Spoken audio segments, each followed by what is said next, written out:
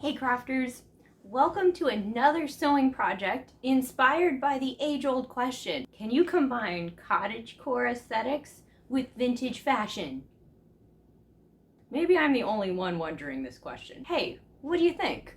Have there been other times in history where this romantic, flowy, peasant, country, hippie style has been popular before?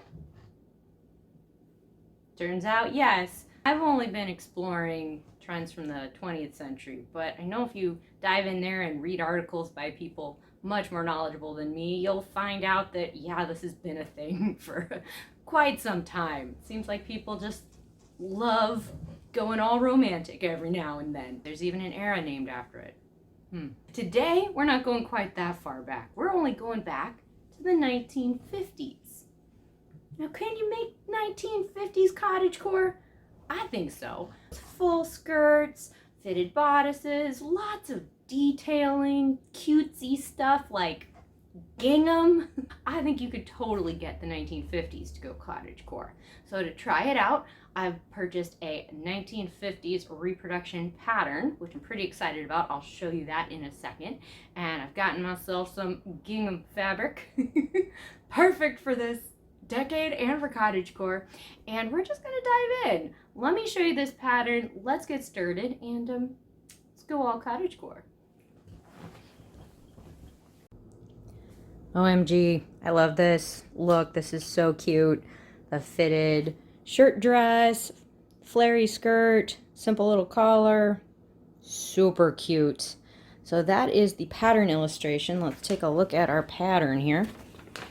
Oh my word. So this is the vintage pattern, but it's been printed on paper, and wow, we got all the sewing directions and the layout for cutting. Now, I have made a few modifications to this. I made a mock-up of the bodice of the dress just to see how it fit, and I'm really glad I did. One of the big modifications I had to do was I had to take in I had to take in the shoulders. The shoulders were actually kind of big on me, which does happen quite a bit on some of these vintage patterns because they're fit according to your bust size. But if you're curvy, your shoulders and your waist might be smaller than the pattern assumes. So I first on my mock-up tried going in about 1/2 inch on my shoulders, and then I ended up actually having to take in the shoulders about 1 inch. So that was kind of a lot, but it did help the fit. And then these side darts, oh my goodness, they are really long and really pronounced. And on the picture of the finished dress, you don't even really see them, which is funny because they're so present. And they didn't quite fit me right. Let me show you the bodice piece. Okay, so here's the panel, or the pattern piece for the front bodice, and we're just kind of going to look at the part with the darts here at the moment. We've got the front dart and the side dart. Look how big this is. Whoa. And it's really long, and it seems really high as well. The point of that dart seemed quite high on me. So I'm not an expert on modifying darts.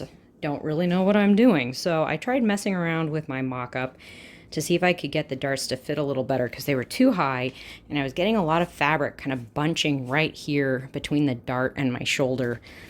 I tried finding the tip of the dart, and I measured down about 1/2 inch to just kind of lower the angle a little bit. Measured down 1/2 inch, and then I actually measured 1/2 inch shorter from there. So I basically made the tip of my dart a little bit lower and a little bit shorter to right about, well, not quite, but similar to where my finger is right now. I did all the modifications on my fabric mock-up, but just kind of shortening and lowering the dart a little bit, lowering the angle, seemed to take away a little bit of the bunching up here. I didn't want to mess with things too much because I don't really know what I'm doing, but that took some time. I think it did help a bit. Also on the sleeves, I ended up I think I might want them a little shorter than they had. And I also ended up, when I cut them out, I made the base of the sleeve a little wider because the sleeve tapers in quite a bit to make this kind of longish, very narrow sleeve. I wanted it to be a little bit wider at the base just to give me a little more arm movement. So I did widen the base of the sleeve about an inch total. So like just half an inch on each side, made that a little wider, which would then mean I'd have to widen the cuffs a little bit as well. And I think those are the main modifications that I made on my mock-up. Let's dive in and take a look at those pieces. Well, we got the pieces all cut out after much ado. Man, that always seems to take longer than I think it's going to, but that's okay. Hey, we didn't even have that many pieces to cut out. Each of these pieces is a double layer of fabric. So there are 2 pieces stacked under each of these shapes. You can see over to the left, we've got our skirt pieces. Over to the upper right, we have our bodice pieces. And then down there to the lower right, we've got their sleeves and got some cuffs and got some collar pieces. So now that we got our pieces, I was also pretty careful to try to mark the darts and other markings from the pattern because that's going to help me know what to do in the next steps. Let's take a look at those steps. Well, we're going to be diving in right at the top here. We got to stitch in some darts on the front of the bodice. They also direct you to put the buttonholes in right away. I'm going to wait on that for just a bit. We can sew the back seam. Oh, and this is really interesting. There's this like extension on the bodice that ends up being like the back of the collar. Yeah, it's really cool. Like these wide bits and long bits on the bodice piece. You can kind of see them here in the piece. It extends to the back and it goes forward a lot. Those weird extra shapes on the bodice end up being this collar that gets folded over. So I'll have to stitch the back of the collar together as well. And then I can face that collar. We'll sew, of course, the shoulder seams and the side seams together. So it kind of just got some basic construction things to do right now. I'm going to start on those darts first, get those done, and then just, see how many other things I can stitch up and get this taking shape a little bit. Well, I got a few pieces stitched together. You can see the sleeves, you can see the darts on the front 2 panels, and then I did sew up that back seam on the back panel as well. So we've got to start. Next, I need to sew up the side seams of the front and the back. I need to sew the shoulder seams together, and let's take a look at that right now. Well, here we go, you guys. I do need to be doing, well, basically this. I need to sew the sides. Oh, and I have to remember to leave a little gap on the left side because there's a little side fastener panel that gets inserted in there. So I gotta remember that. Gotta do the shoulders. Oh, and I also need to sew this neck extension bit together in the back. That's gonna help make the collar that's kind of built into the front of the bodice. Okay, so let's get this bodice put together. Well, the bodice is taking shape, you guys. Here's the outside. We've got our side darts and our front darts, and then this collar piece that's really part of the front kind of folds over. It's stitched together in the back. But here's where things get a little nuts. So this collar extension stitched together in the back, and I've stitched the shoulders. These are the these are the shoulders of the dress. But now I've got to sew the back of the collar extension to the back of the dress, and you can tell there's too much fabric involved. So what I have to do is, according to the directions, I gotta snip quite a bit. I gotta make a cut in the very corners of the collar piece and try to then ease the collar to the back of the dress. Ugh. I did it on my mock-up. It worked. It seemed impossible, but it basically worked. It's just fiddly. Oh man. Okay, let's try this thing.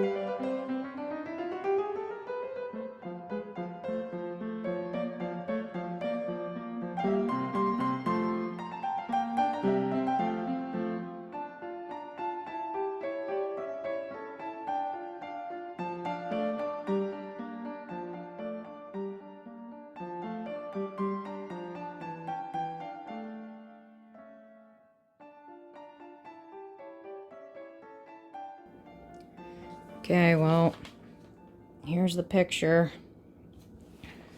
Here's what I've got.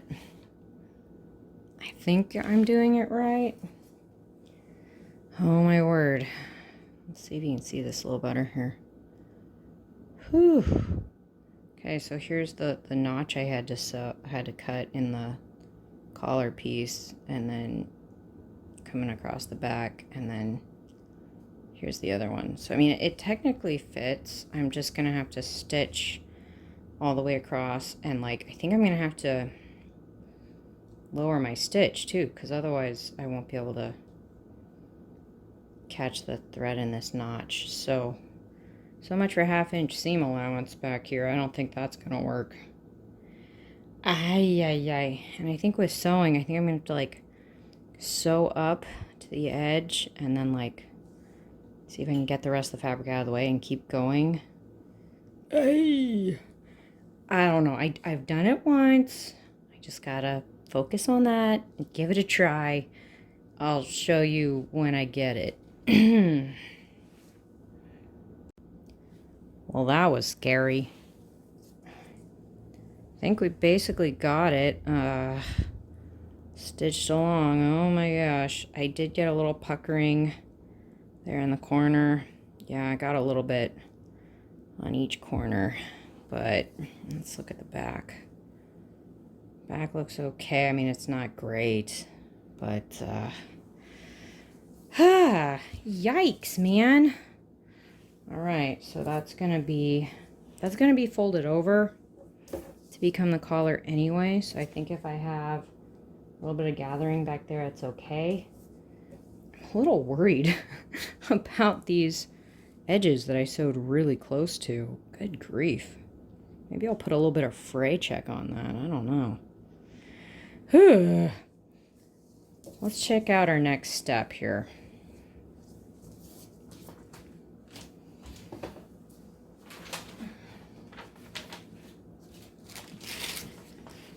All right, well, our next step is to take the lining of the collar. So I have another piece, another collar piece, and to basically cover all the raw edges with this other piece.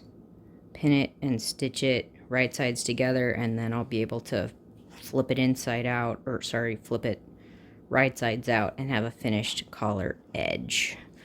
So hopefully that kind of collar lining,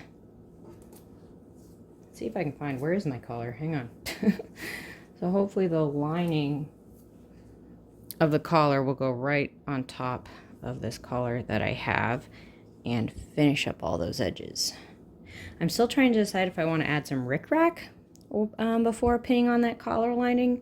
That could be really cute, but I'm just not sure if I'm going to deal with that. Stay tuned.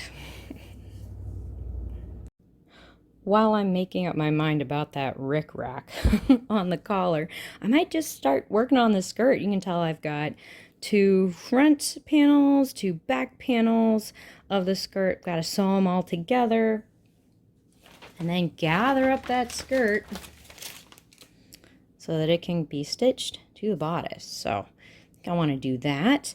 And then I do have my sleeves. Now the directions tell you to, ease the sleeve, ease the curve of the sleeve into the armhole on the garment. Now, I tried so hard to just ease it in on my mock-up, and I had to add a little bit of gathering stitches on the top of the sleeve just to gather it in.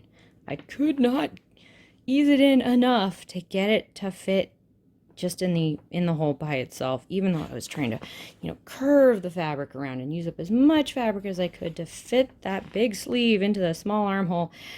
I might have to add a little bit of gathering stitches just to cheat on that, but I think we've got skirt and then sleeves, and I'll get as far as I can.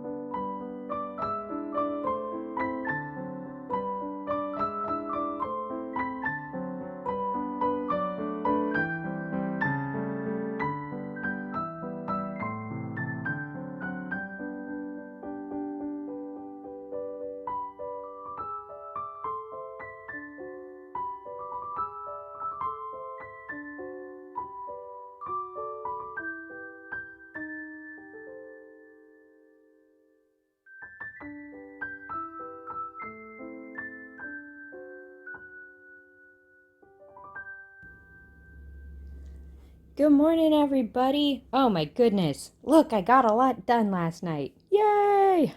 Hey, well, looking at the skirts, you saw me sewing some of those side seams closed. We had about 4 panels going into that skirt. And I actually tried using a French seam to sew some of those seams just to try to encase raw edges as much as possible. I couldn't do that on one of the side seams because I have to leave a little opening. So if you're wondering why I was sewing such a narrow side seam on some of those, that's why. I also ran some gathering stitches at the top of the skirt, and you can see I've kind of gathered those in a little bit, playing around with that in anticipation of attaching the skirt to the bodice. Oh my gosh, check out the bodice. Oh my gosh, you saw me trying to kind of get those sleeves fit in. You saw those pinned. Well, I got them sewn in, which is super exciting. And then we have a few other elements that I added kind of late last night. So let's show you those. Okay, I can move our skirt. Okay, let's take a look. All right, you guys. Well, besides adding the sleeves, I also added that lining for the collar. There's a second piece that I stitched. Let's see, let's undo this a little bit here. Here's that collar lining. There we go. All right, so you remember seeing the front of the shirt that kind of extended like this, and it'll get folded back as a collar. That's cool. But we need to line that so that we can get nice clean edges. So we basically just stitched a whole other collar piece right on top. I've kind of finished those edges. And then I guess we just pop it right sides out. Sorry, it's hard to see on the gingham. I know it's a challenge for the eyes. But now we've got nice finished edges, and when we roll the collar back a little bit, yeah, it's gonna have a nice edge. Now, of course, I am gonna need to tack this down on the inside, especially here on the back. It's going a little crazy, so I'm gonna need to do that. But then I did a similar process on the sleeves. They have a little sleeve band that got stitched on, and then that's gonna get tucked up inside. I've rolled this edge under and ironed it. It's gonna get tucked inside. I gotta press that, and then I gotta do little tiny stitches there too. So, need to tack the cuff and the collar down, but I think my biggest challenge is to get the buttons on the front, because I think I need to do that before I put the skirt on.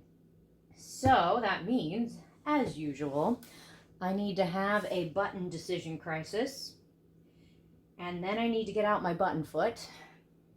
I'm probably also going to put a little bit of like iron-on interfacing just right where the buttons are going to go, and right where the buttonholes are going to go, and then where the buttons go. I want to iron that into the fabric to reinforce this gingham a little bit because it's so lightweight. So I'll probably get that interfacing, just little bits of it in there. Do that first. Button decision crisis. Get out the button foot. Say a prayer. And then try sewing the buttons on. Stresses me out every time, but you know what? Breathe. It's going to be okay. So then we've got that. Once we have that done on the bodice, I can kind of tack the bodice closed and attach the skirt. Yeah, that'll be pretty cool. After that, it's basically just finishing. I've got to do a little side placket with some snaps. I'll need to hem the skirt, make sure all the little the cuffs and collars are all tacked down. So that's the plan. Let's do the button thing first before it scares me off. Okay, here we go.